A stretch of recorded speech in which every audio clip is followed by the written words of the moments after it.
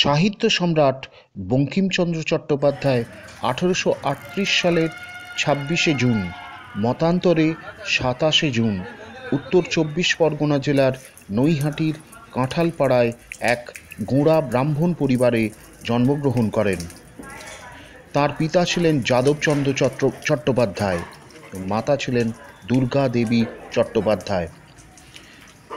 বঙ্কিমচন্দ্র ছিলেন কলকাতা বিশ্ববিদ্যালয়ের প্রথম গ্র্যাজুয়েট।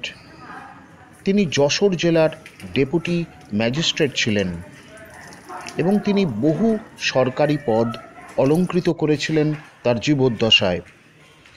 তিনি অনেক উপন্যাস রচনা করেন, আনন্দমঠ অন্যতম।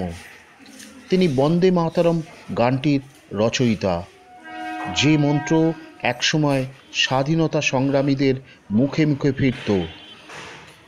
বিষ বৃক্ষ, দুর্গেশ নন্দিনী, দেবী চৌধুরানী, কপালকুণ্ডলা ইত্যাদি তার অনন্য সৃষ্টি। পালামৌয়ের রচয়িতা সঞ্জীবচন্দ্র চট্টোপাধ্যায় ছিলেন তাঁর ভাই। 1894 সালের 8ই এপ্রিল মাত্র 55 বছর বয়সে এই মহান ঔপন্যাসিক কলকাতায় পরলোক গমন করেন।